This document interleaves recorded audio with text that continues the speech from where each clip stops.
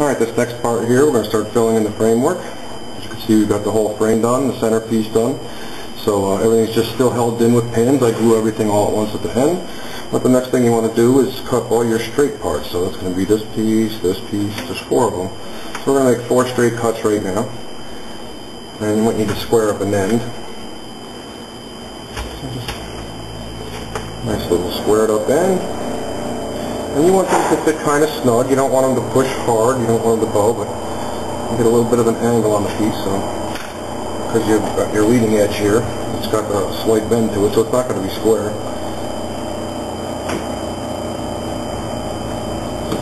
Garbage out of there. And like I said, you just want to be able to push this in nice and snug.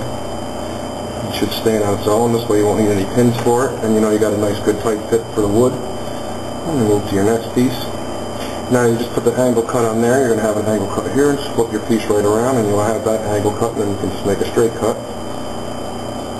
And I like to do all the straight. You can go right across piece by piece if you wish. I just like to do all the straight cuts first, because every cut is going to have a different angle when you get to the other angle. So that way, when you put your piece in there with the angle on it, you cut the angle here, it's good for this angle on this side. So you'll have the same angle that you need and get it out of the same piece of wood.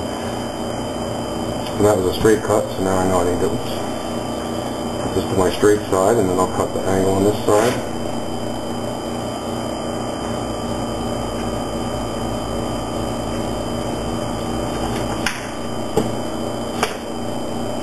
You can see how quick and simple these go together, and you don't even have to measure on this one. You're just using your eyeball, basically. Is that an angle? Nope.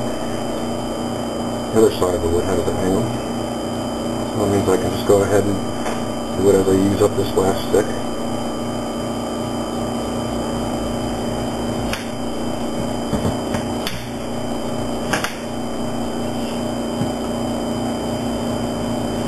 Now, if it's a little too long like that one was, a piece of sandpaper, take off the edge to it, and she sits right in there in a second. So now I got the 4 sides. Now we're just going to go ahead, and I'll start on this side, look towards myself.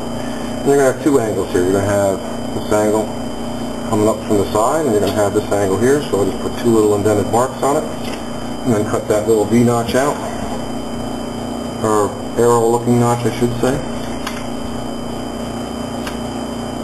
You might not be able to see the lines that I made with the X-Acto blade on there, but it's going into a corner, so most of the corners are going to have a little angle to it. And you can take that same piece there that you just did, and make another little arrow, sort of say, to fit into the next corner. So I'm just making basically a little arrow.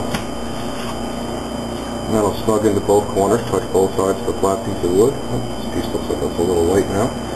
It's fine, the glue will bond it nicely. And I'm going to go with 1 cut there. I've lost myself. Can't find my mark. Didn't make it deep enough.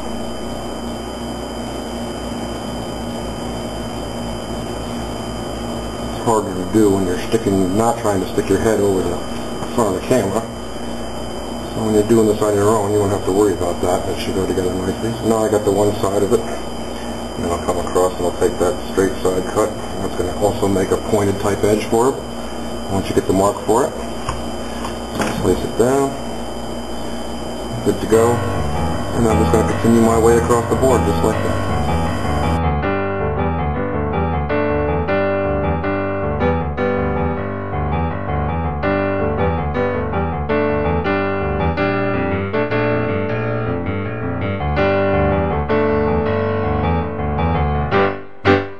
Now we're just going to go through and we're going to drop some glue down on all those parts. It helps get a nice bottle. I use a medium CA for everything, but it's probably wiser to go ahead and get some thin zap for this type application. I just use the medium anyway, and we're just going to go ahead and hit every joint, just give it a little tap, and it'll work just fine.